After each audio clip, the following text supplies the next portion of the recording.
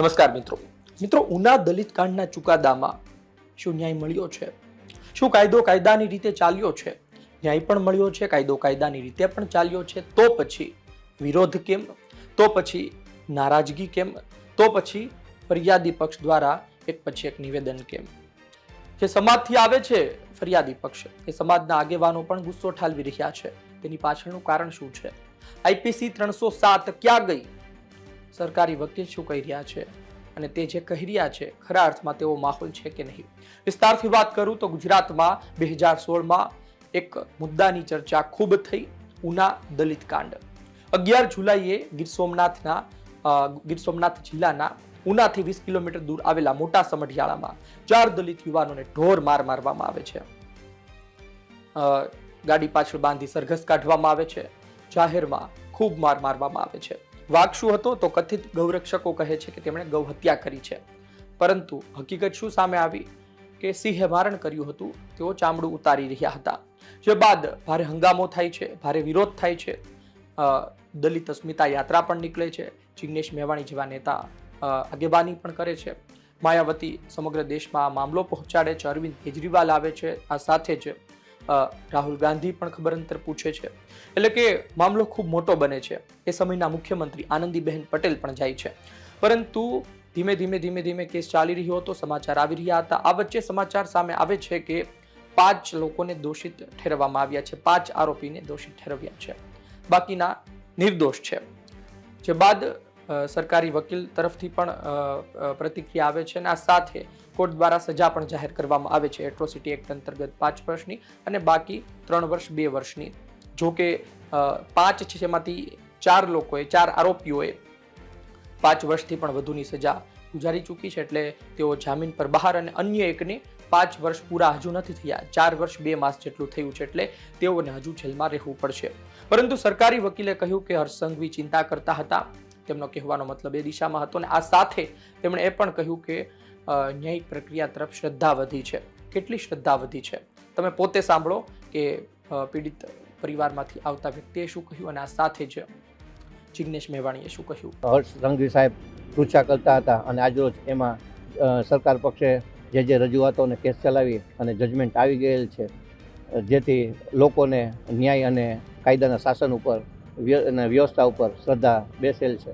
જે લુખ્ખા, આવારા અને આતંક મચાવનાર તત્વોને કોર્ટે નિર્દોષ જાહેર કર્યા છે.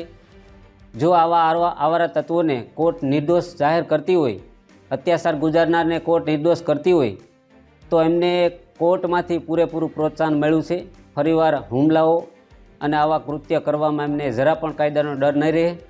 અને આવનાર સમયમાં આ દેશ અને આ ગુજરાતની અંદર આતંક મચવામાં કંઈ વાર જ નથી. અમારી તૈયારી હાઈકોર્ટ અને સુપ્રીમ કોર્ટ સુધી લડવાની તૈયારી છે. આ કેસની અંદર રાજકીય લોકો પણ અમારા ઘરે આવી ગયેલા, આશ્વાસનો આપેલા, અને સરકારે સરકારી વકીલોની નિમણૂક કરેલી દીપેન્દ્ર યાદવ, એ બાદ એની કેસ અમારો છોડી દીધો. એ બાદ અમારા કેસમાં ખૂબ અમે મુશ્કેલીમાં મુકાણા. એ બાદ દીપેન્દ્ર યાદવ પછી કેતનસિંહ વાળાએ આ કેસમાં સરકારે એમની નિમણૂક કરી અને એનો કેસ ચલાવ્યો. એ બાદ અમે એને મળેલા કે તમે અમારા કેસમાં નિમણૂક થયા છે, અમને ન્યાય અપાવો, અમારા ઉપર અત્યાચાર જે ગુજારો છે એમને સજા અપાવો, એવી રજૂઆત કરેલી. પરંતુ એ સમયે એની કેતનસિંહ વાળાએ કીધેલું કે તમે કેવી આરોપીને અમે સજા આપી દઈ અને બીજાને અમે નિર્દોષ જાહેર કરેલું. પરંતુ અમે કીધું કે પુરાવા કોર્ટમાં રજૂ કરી જુબાનીઓ આપીને આપણે આગળ વધીએ અને કેટલા લોકોને સજા પડે. એટલે એ મુજબ એની કોર્ટની અંદર પણ કાંઈ કાર્યવાહી કરી નહીં. આજે પરિણામ ખૂબ નબળું આવ્યું છે. એટલે સરકારી વકીલોથી કાંઈક અમે નિરાશ થઈ અને ક્યાંક ને ક્યાંક કોર્ટના ચુકાદાથી પણ આજે અમે નિરાશ થઈ. તો અમારી સાથે ફોન લાઈન પર જોડાયા છે વડગામના ધારાસભ્ય જિગ્નેશ મેવાણી. જિગ્નેશભાઈ, ઉના કાંડમાં 10 વર્ષ બાદ ચુકાદો આવ્યો છે. 5 વર્ષની સજા સેશન કોર્ટે સંભળાવી છે. સૌથી પહેલા ચુકાદા પર શું પ્રતિક્રિયા છે આપ? Justice delayed is justice denied. જે ચુકાદો ફાસ્ટ ટ્રેક કોર્ટમાં 1-2 વર્ષમાં આવી જવો જોઈતો હતો અને રાજ્યની સરકાર અને ગુજરાતના દેશના ન્યાયતંત્ર દ્વારા ગુજરાતના દેશના વંચિતોને, દલિતોને હૈયા ધારણ મળવી જોઈતી હતી કે તમારા આત્મસન્માનને કોઈ પણ ઠેસ પહોંચાડશે, તમારી ઉપર કોઈ પણ અત્યાચાર કે જુલ્મ કરશે તો આ દેશનું ન્યાયતંત્ર, આ દેશનું શાસન અને વ્યવસ્થા ચૂપ રહેવાના નથી. આવો સંદેશ આપવામાં આપણી સિસ્ટમ તે સંપૂર્ણપણે ફેલ ગઈ છે. હાલે જ ચુકાદો આવ્યા બાદ જે પીડિત પરિવાર છે, બાલુભાઈ સરવૈયાના જેમના દીકરાઓને માર્યા હતા, એ પૈકીના વશરામભાઈ સરવૈયા સાથે વાત થઈ. એમણે સંપૂર્ણપણે નિરાશા વ્યક્ત કરી છે. હું પણ આ ચુકાદા લઈને ન્યાયતંત્ર માટેના પૂરા સન્માન સાથે નિરાશા વ્યક્ત કરું છું. અટેમ્પ્ટ ટુ મર્ડર 307 અને ક્રિમિનલ કોન્સ્પિરસીની કલમો લાગી હતી. હવે ઓલરેડી આ આરોપી 5 વર્ષ અગાઉ જેલમાં રહેલા હોય, આજે જે 5 વર્ષની સજા પડી, એનો મતલબ એમ કે હવે અમને એક પણ દિવસ જેલમાં જવાનું થશે નહીં લગભગ. અને હાલ જ એમને જામીન મુક્ત પણ કરી દેવામાં આવ્યા. બીજું, તત્કાલીન મુખ્યમંત્રી આનંદીબેન પટેલે ઉના જઈને જે તે વખતે ઉનાના પીડિતોને વચન આપ્યા હતા, અને એ વચનો ગુજરાત સરકારના પાક્ષિક ગુજરાતમાં છપાયા હતા, જેના વિશે 3 દિવસ પહેલા હું વિધાનસભામાં બોલ્યો છું કે ફાસ્ટ ટ્રેક કોર્ટમાં કેસ ચાલશે, ખેતીની જમીન આપીશું, સરકારી નોકરી આપીશું ભોગ બનનારા પરિવારજનોને. એમાંની એક પણ વસ્તુ આપી નથી.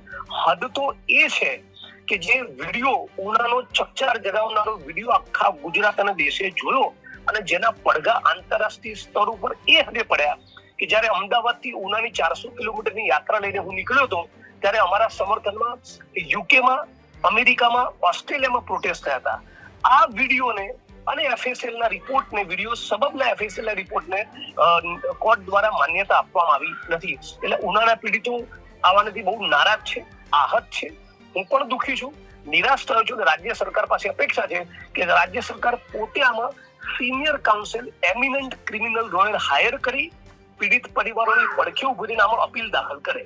જો રાજ્યની સરકાર અપીલ દાખલ નહીં કરે, જે મોટા ભાગના કિસ્સાઓમાં નથી કરતી, તેનો મતલબ એમ થશે કે રાજ્યની સરકારે ફોર્માલિટી કરી છે, ન્યાય આપવામાં કોઈ રસ નથી. છેલ્લી બાબત, આટલી ભયંકર ઘટના બન્યા બાદ પણ ઉનાના પીડિતોને 2 વર્ષ પહેલા ફરી એમની પર હુમલો થયો હતો, ફરી એમને જાનથી મારી નાખવાની ધમકી મળી હતી, અને એનો જે કેસ ચાલ્યો એમાં પણ આરોપી નિર્દોષ છૂટી ગયા. એટલે આજે વશરામભાઈ સરવૈયાએ કીધું કે હું, મારા ભાઈઓ અને મારા પિતા ફરી એકવાર ખોફમાં જીવતા થઈ જઈશું. જિગ્નેશભાઈ, હવે આગળ કોઈ લડતની સંભાવનાઓ ખરી સેશન કોર્ટના ચુકાદા? લડીશું, ચુકાદાને હાઈકોર્ટમાં પડકારીશું, સુપ્રીમ કોર્ટમાં પડકારીશું, રોડ ઉપર ઉતરીશું, અને 20 તારીખે સ્ટેટ મોનિટરિંગની મીટિંગ ઓનરેબલ CM ની અધ્યક્ષતામાં છે એટ્રોસિટીઝ એક્ટના અમલીકરણ માટે. ત્યારે પૂરી તાકાતથી મુદ્દો ઉપસ્થિત કરે છે અને માંગણી કરીશ કે પહેલા આજની આ મીટિંગમાં તમે સત્તાવાર જાહેરાત કરો કે ઉનાના પીડિતોને ન્યાય મળે, સંતોષ મળે, એ ખાતર આ ચુકાદાને સરકાર પોતે હાઈકોર્ટમાં પડકારશે. આખા કેસમાં જિગ્નેશભાઈ 5 પોલીસકર્મી સહિત 37 આરોપીઓને મુક્ત કરવામાં આવ્યા અભાવે. 37 આરોપીઓને વશરામભાઈ સરવૈયા અને એમના પરિવારજનો જે ફરિયાદી છે, જે ભોગ બનનાર છે, પ્રત્યેકને ઓળખી બતાવ્યા હતા. એટલું જ નહીં, આરોપીઓના જે ઉર્ફે તરીકે નામ હોય, રાઈટ, તો ઉર્ફે નામ સાથે ઓળખી બતાવ્યા હતા. એ છતાં ફક્ત 5ને સજા અને બાકીના 37 લોકોનું છૂટી જવું એ પોતે એ ઘણું બધું કહી જાય છે. જિગ્નેશભાઈ, ઉના કાંડમાં આપશ્રીએ ઘણું ઇન્વોલ્વમેન્ટ આપનું તો આપ ખૂબ એક્ટિવ થયા હતા. હવે ચુકાદો 10 વર્ષ બાદ આવ્યો છે. હવે જિગ્નેશ મેવાણીનો શું પ્લાન છે? શું ન્યાય માટે પણ લડીશું અને કોર્ટમાં પણ લડીશું. દલિતોના, વંચિતોના આત્મસન્માનના મુદ્દે કોઈ કોમ્પ્રોમાઇઝ કરતો નથી. આ ચુકાદાથી હું નારાજ છું, નિરાશ છું, દુઃખી છું, આહત છું, અને હાઈકોર્ટ અને સુપ્રીમ કોર્ટ સુધી અમે પડકારીશું. ધન્યવાદ જિગ્નેશભાઈ, અમારી સાથે વાતચીત કરવા બદલ. આપણે સાંભળ્યું કે શું કહેવામાં આવ્યું. જિગ્નેશ મેવાણીએ કહ્યું કે સ્ટેટ મોનિટરિંગ સેલની બેઠક મળશે CMની અધ્યક્ષતામાં, ત્યારે પણ આ વાત કરવામાં આવશે કે ભાઈ તમે અપીલ કરો, રાજ્ય સરકાર અપીલ કરે. અને આ સાથે એકને દેખાડ્યા હતા કે આ આરોપી છે, આમ છતાં પણ આટલા લોકો નિર્દોષ છૂટી ગયા. અલગ અલગ વાત કરવામાં આવી. હાઈકોર્ટ સુધી આ મામલો જશે આવનાર દિવસમાં.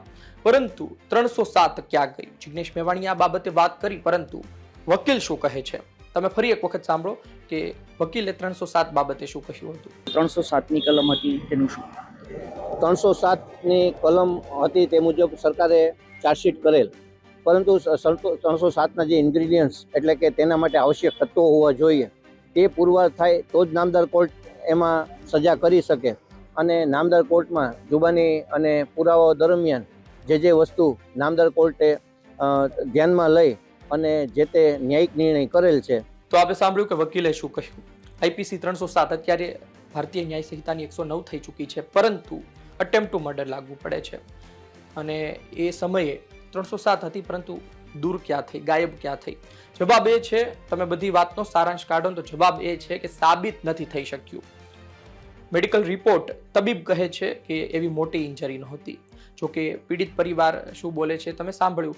પીડિત પરિવારે તો એ પણ કહ્યું હતું કે લોખંડના પાઇપ વડે માર મારવામાં આવ્યો.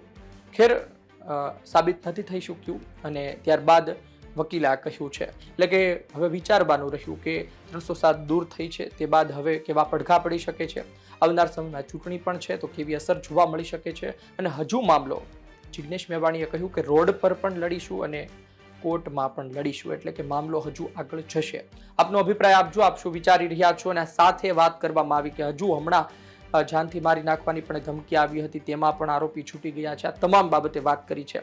એક વાત સીધી અને સ્પષ્ટ છે કે આ ખૂબ મોટો કેસ હતો અને આ મોટા કેસમાં પીડિત પરિવારને 100% ન્યાય મળવો જોઈએ. અને બીજી વાત એ છે કે સરકારનો એક સંદેશ પણ લોકો સુધી જવો જોઈએ કે આમાં કશો કોમ્પ્રોમાઇઝ કરવામાં નહીં આવે, કશું ચલાવી લેવામાં નહીં આવે, આજ પછી આ પ્રકારની ઘટના ચલાવી લેવા નહીં આવે. આ જ કારણોસર આજની તારીખે પણ ચર્ચા થઈ રહી છે. ખેર, આપનો અભિપ્રાય કોમેન્ટ બોક્સમાં લખજો, આપ શું વિચારો છો. ધન્યવાદ.